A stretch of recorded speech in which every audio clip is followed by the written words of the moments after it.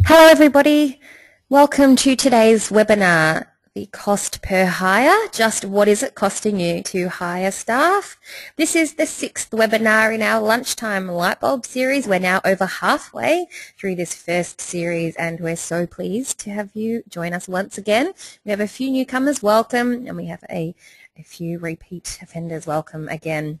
My name is Sarah Sibel and I'll be joined once again by Michael Meir, Director and Lecturer here at Cal. Welcome, Michael. Hello everybody. Hello Sarah. Now before we get started, just a few housekeeping items. This webinar will run for approximately 30 minutes and I'll open up the second half of the webinar to your questions. So if at any time during the presentation you have a question you would like to ask Michael, please jot it down in your questions or chat box there on the bottom of your dashboard and I'll read it out and have Michael answer it so that everybody can hear. This webinar will also be available for you to keep. We're very excited that we've launched our very own Cal YouTube channel. So I'll send you the link to this video and any of the previous 5 if you've missed them. I'll also email you the PowerPoint presentation and any extra resources that Michael will go through today. So, do you know how much it costs to hire staff? There has been quite a bit of research on this and the figures range with some estimates up to 150% of salary to hire staff. That is, the cost of hire is 150% of that position's current salary. That is big money. A recent Australian study suggests the average staff turnover or churn rate is 17.2% and that the cost is an average of about 28.5 grand. These costs include recruiting, training and operational costs. So let me see if I've got this right, Michael. If you have 100 staff and your staff turnover rate is about the average of 17.2%, then you're going to be up for 490 grand, more than 490 grand. So almost $500,000 to replace 17 staff. That is huge money. So the figures are one thing, but this money has to come from somewhere, so it has to be found somewhere and it has to be properly accounted for. Now I can see, as usual, Michael, you've given us a pretty full agenda to get through, but I am going to run a quick poll. So you'll see on your screen in just a couple of seconds the question, do you know approximately the cost of recruiting in your organisation?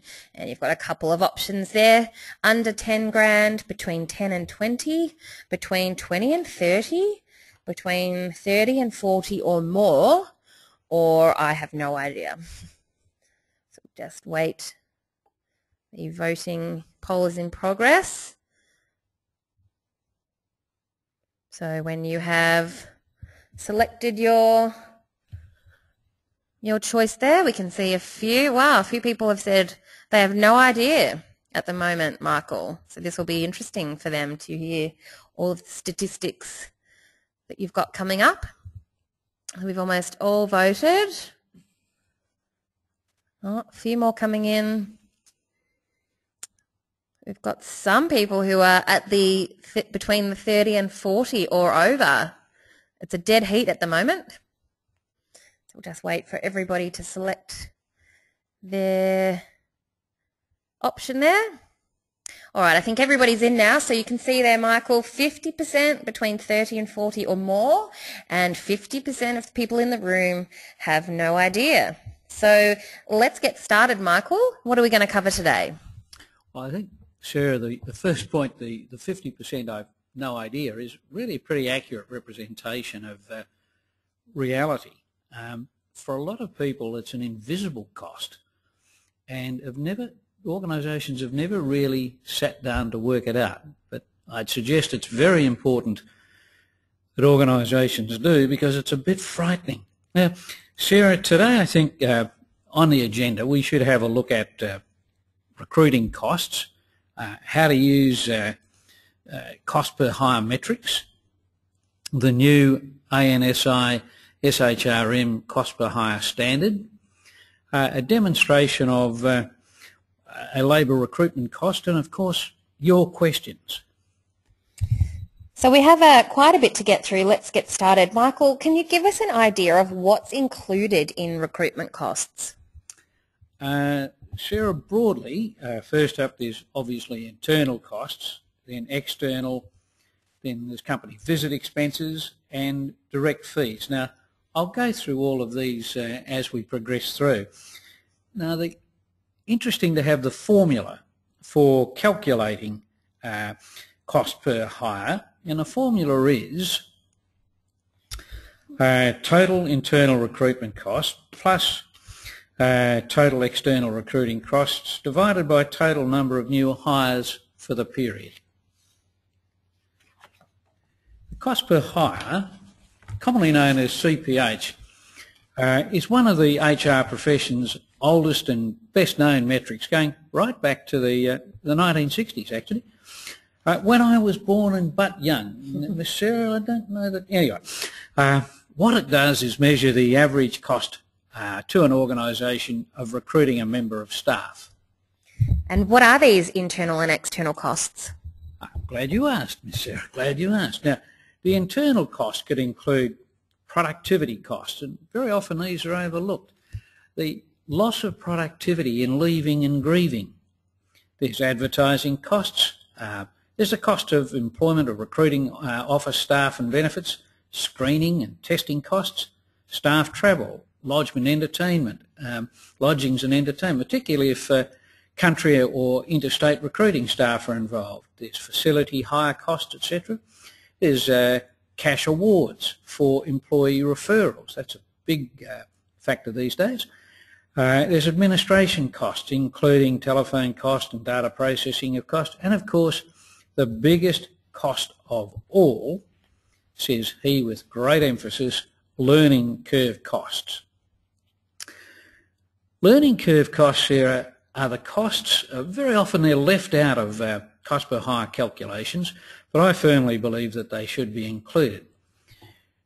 These are the costs of wages paid to a new staff member whilst they're getting up to speed. Now, depending on the size and complexity of a job, it can take from a few weeks to a couple of years. During that period, of course, the staff member incurs 100% of their wages, but despite their best efforts, of course, won't be operating at full efficiency. So, for example, look, it might take a new start 3 months to get up to full speed. During that time, they might achieve an average productivity of, say, 60%. That means for a bit over a month, the organisation incurs the full wage costs, but for little or no productivity. Now, let's go back to costs and let's have a look at external costs. These can include advertising, recruiting agency or executive search fees, attendance at trade fairs or graduate recruiting. Refunds of travel and accommodation expenses were extended to interstate or overseas candidates. A 2007 report by Kelly First called Measuring Costs Per Hire was quite useful in what people included in these costs. And if we have a look at their diagram, you can see it there, but the big ticket items there were things like printing and advertising, online advertising, which is becoming more and more popular, recruiting agency costs, screening and testing, salaries and benefits of internal staff, technology costs, travel costs, facilities costs, telephone and other. If we then go on and have a look at what they were suggesting were the costs per hire, now these were, say, up at the executive officer director position of $40,000, ranging right through down to at say operations level, about $8,000, going down to skilled tradespeople at a little bit over $5,000, down to graduates at $2,500. Now, could I suggest, Sarah, that that data is a little out of date, obviously, being 6 years old, and I think that the figures at the top end are particularly light. Now, very important that these figures do not include lost productivity or learning curve costs, so please bear that in mind. Michael, is there any other data I should have to calculate the cost per hire? Yes, Sarah. To get a true picture of the real cost of hire, you need such data as, well, the average turnover or the average salary of new hires, the recruitment workload, how many new recruits has the HR department got to deal with each year, the number of interviews versus the number of hires, acceptance rates, times to fill, time to start, staff turnover, relocation costs, and the average sign-on bonus.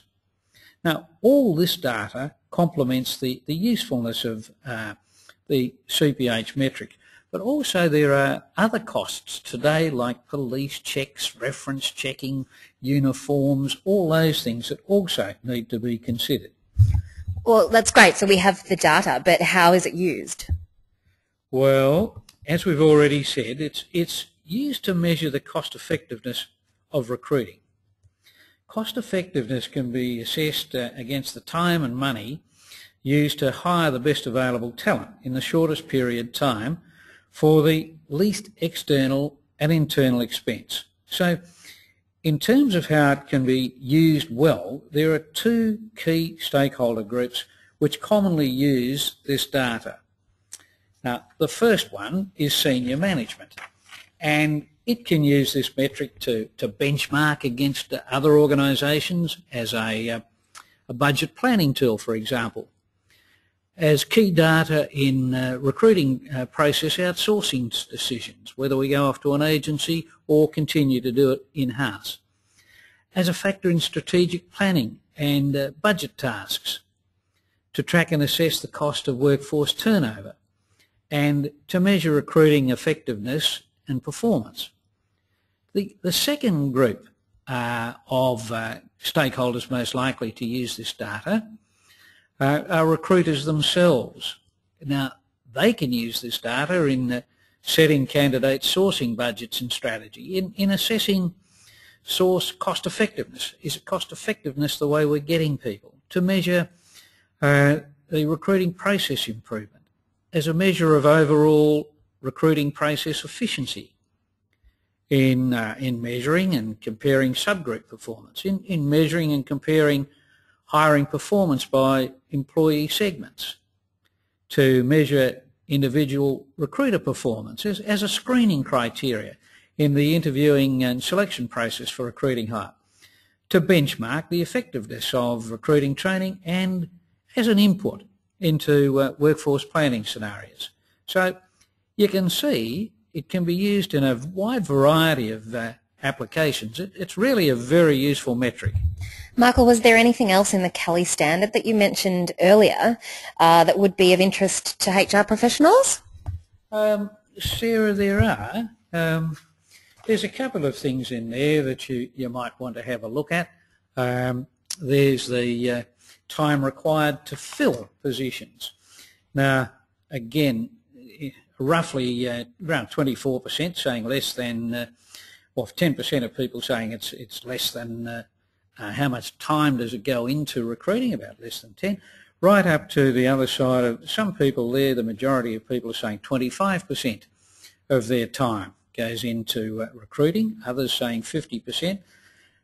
It's interesting that it's only about 8% saying it's 100% of their time, but you can see that spread. For ordinary HR departments, you'd need to be budgeting maybe as much of 25 to 50%. That's 75%, saying that they're spending between about 24 and 30% of their time in recruiting. Now that's quite a substantial lump of time to be setting aside. Sorry, Michael, that graphic is a little bit unclear, so I just wanted to be sure that we've got the correct data there. So are you saying that that's 75%? The one you've got there is around 25%. If you come across the next one is 50%, the next one's 75%, and that's 100%. So if you look at these percentages of time on the horizontal, and on the vertical column is the number of people. So if we look in again, just to sum it up, 75% of people are saying that, sorry, I can do that the other way around. How much time does it take? Around, well, if we look at it, it's around 70% of people are saying it's taking between 25 and 50%, so that's 70% of their time is devoted to recruiting. And if you then also have a look at average time to fill them, well, again, you start to see that it becomes pretty good in that HR department's doing fairly well here, in that it's taking roughly just 2 to 6 weeks to fill around 65% of the jobs. So if you go and have a look at those two big columns, that's it, those two together, they represent from 2 to 6 weeks in there, and it's roughly what that's really showing is that HR is doing a very good job to get 65% of positions filled in that time, given that very often, and those of you who are listening who are in HR will know this, that very often you don't get a great amount of lead time between the departure of a person and the time in which you've got to fill the jobs.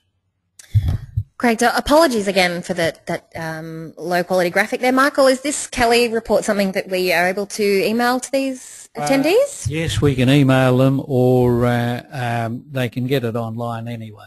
Well, that's terrific. We'll make sure that you can see those better on this afternoon. So obviously we can see the time spent by HR professionals on recruitment is significant, but it's also great, as you say, Michael, to see that they get results. So am I right now in saying that there is a standard on cost per hire? Sarah, once again, you are right. That's a very common thing for you, Mister. Look, this really shows the professionalisation of HR. In last year, 2012, the American National Standards Institute and the Society for Human Resource Management jointly developed and adopted a standard for measuring cost per hire. Now, the Society for Human Resource Management is the American equivalent of our Australian Human Resource Institute. So over there, it's the professional association for HR managers. The American National Standards Institute is the government-mandated, chartered organisation in the United States with responsibility for the development, management and endorsement of standards. So this is really a very substantial contributing factor in the professionalisation of HR. Now, this standard really has become the benchmark on cost per hire, even though it really does not address productivity and learning curve costs. Now, the introduction of this standard is part of the growing professionalisation of HR, but we'll deal with that more in later webinars as well. So, Michael, for those who don't know what a standard is? Okay, Sarah, a standard is a formally recognised policy and procedure for achieving an outcome. Now, people will be familiar with product standards, management standards like the ISO 9000 series. There are medical and health standards, there are building standards, environmental standards, accounting standards, plus. In fact, today, standards are very much a part of ordinary day life. Internationally, the ISO, or International Standards Organisation, manages many global standards. In Australia, Standards Australia mandates many of the standards used here. Now, HR hasn't used standards before. The Society for Human Resource Management in the US and the American National Standards Institute have collaborated to produce this standard. Plus, there are more on the way. There is one for managing performance management systems. Another is the HR dashboard. Now, the HR dashboard is going to have a very, very big impact on how HR metrics are reported in organisations. This will probably be introduced later this year or in early 2014. So, Michael, all of these costs, it seems too much for recruitment. Are there ways to, to reduce or prevent these recruiting costs? Sarah, yes. Look, the best way to reduce these costs is to prevent the need for them in the first place by reducing staff turnover. Sarah, we saw in a previous webinar on reducing staff turnover that 80% of the reasons that people leave an organisation are within management control. A 2012 study by ANSI suggests that 80% of the reasons that leave are in control, employers' control, for example, lack of job satisfaction, lack of career opportunities, better job offers, personal reasons, and professional development. These are expanded in the summary graph that we can see here, and you can see again that job satisfaction is right up the top there. I would also point out the second one, the relationship with your direct manager and supervisor. This is an absolutely crucial one in reducing turnover, making sure that there are very, very good relationships.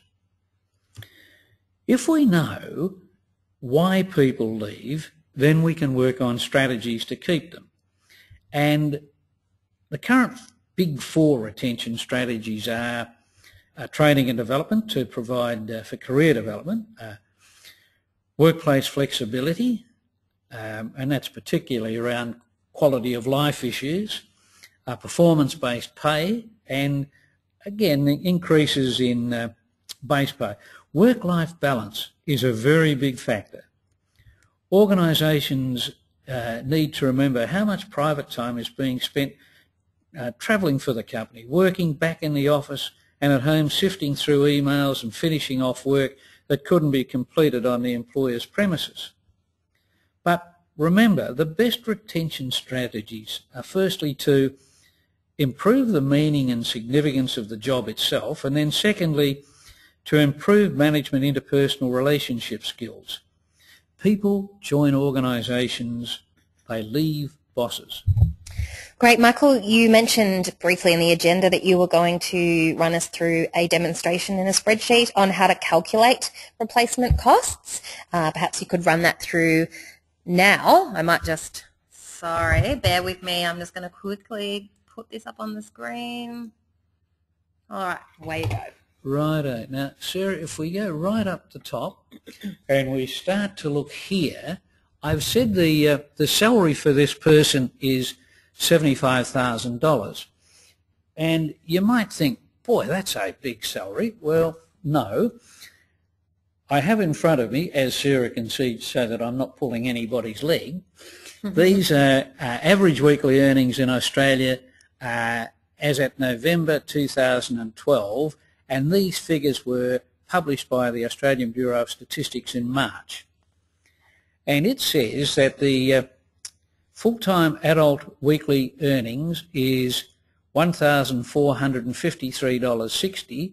Now multiplied by 52 weeks a year, that's your $75,500. Now superannuation still at 9%.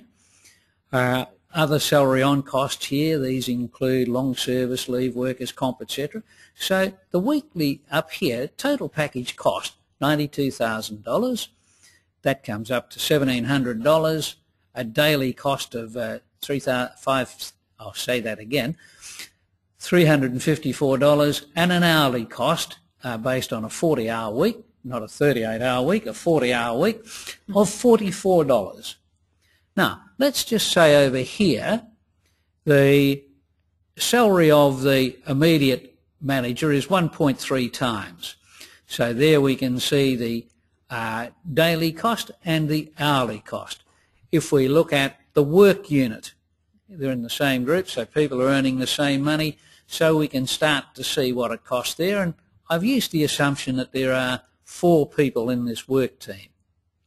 If we go and look at other people who might be involved, we can start to see human resource department, recruiting and learning and development. We put in recruiting, it's 1.6 times, and learning and development 1.45 times.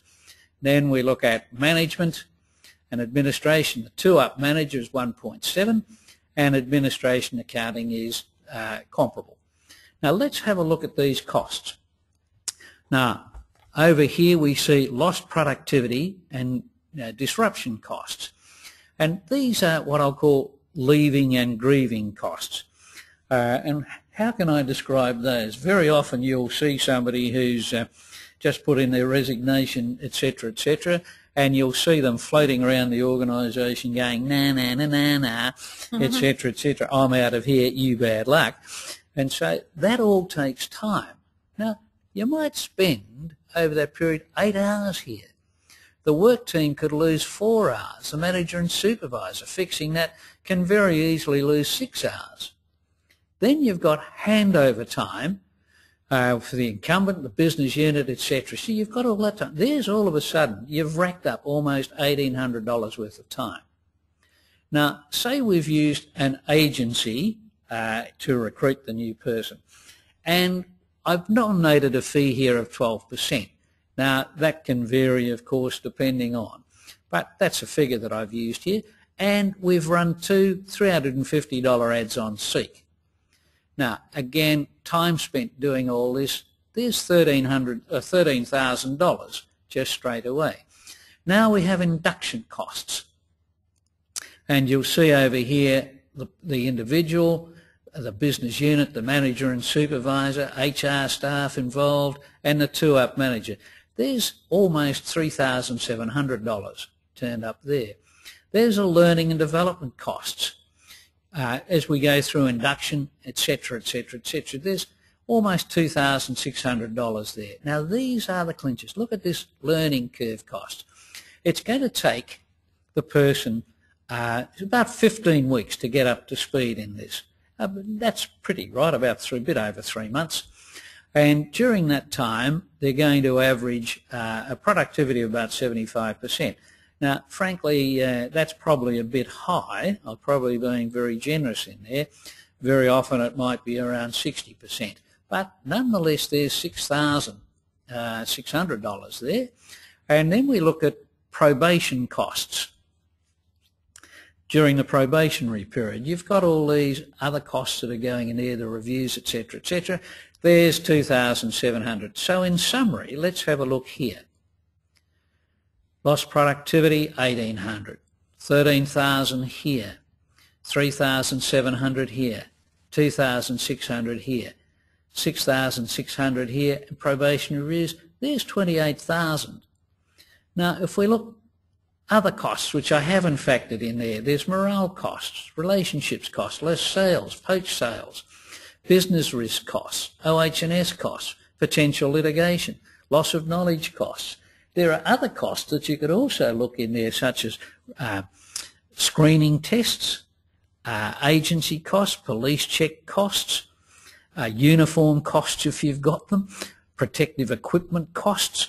All of these can absolutely go into the model. I've cut it back a fair bit, but nonetheless it's a bit daunting because all of a sudden we've got to find the money for that. Where is that $28,000 going to come from? So if I were just turning over, 4 people a year in a little business, suddenly, I've got $120,000 tied up in this. That's a lot of money.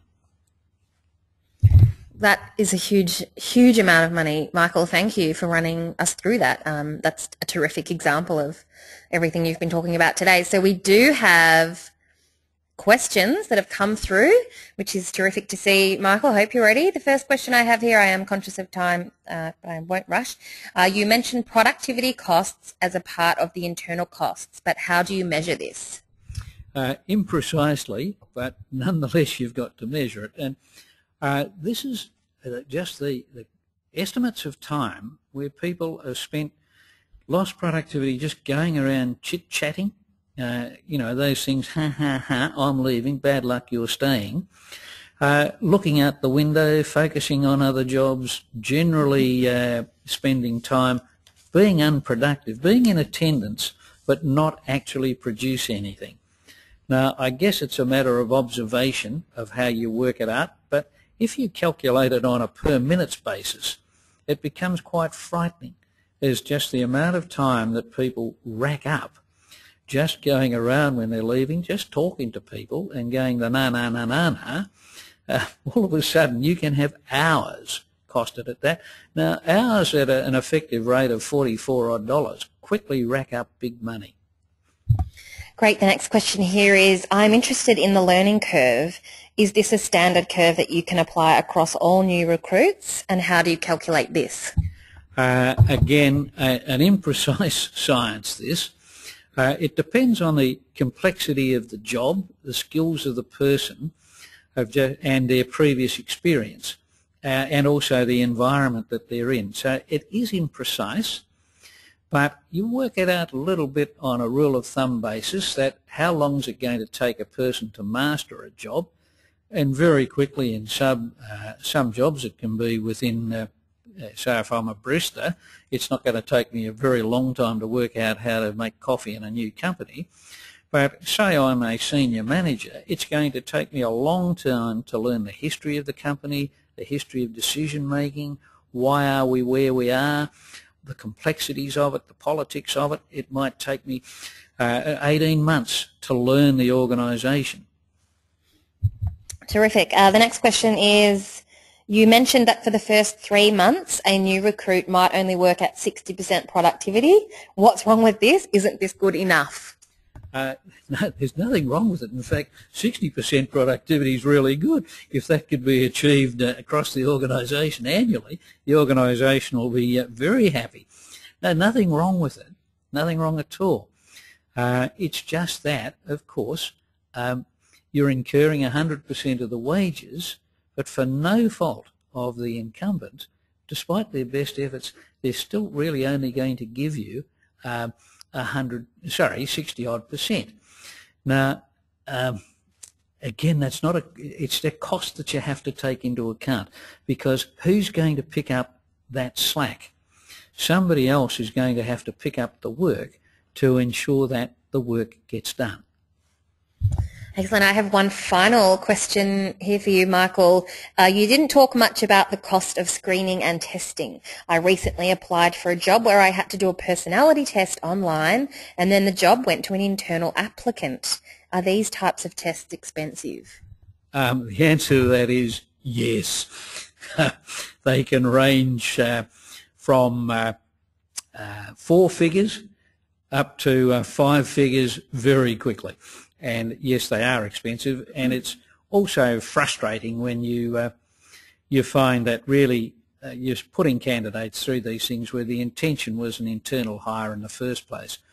A lot of organisations do require, as a matter of policy, when recruiting, that you go to market and involve people in all of these testings, when the real intention was to do an internal placement in the first place. It's a very big waste of money. Excellent. I do have one more that snuck in, if you don't mind, Michael. We do have a few minutes left. On the internal costs for recruitment, you mentioned cash awards for employee referrals. Can you explain what you mean here? Oh, yes. Look, this is an increasingly common method. If a vacancy occurs, very often HR will set out a memo saying, does anybody know? And so if a staff member refers a successful candidate, very often that staff member will receive, in fact, a cash award for that referral. And that's becoming an increasingly common method of recruiting. Excellent. Thanks very much today. Thanks for today, Michael, and for answering those questions, and thanks for everybody who joined us. I do hope you've enjoyed the 6th of our 10 Lunchtime Lightbulb Series webinar, and that you do now have a better understanding of the huge costs involved in recruitment. I certainly have had my eyes opened there, Michael, which is terrific. If you have any ideas, if you have any further questions you'd like to ask Michael, or if you have topics that you would like us to turn into a webinar, we'd love to hear from you. Our contact details are now up on the screen. You can always visit our website, email us through, give us a call, or like us on Facebook. There's always lots of fun things happening there. And we hope you can join us next week. Thanks for today, Michael. Thank you, everybody, and thank you, Sarah. And have a lovely weekend. Bye for now.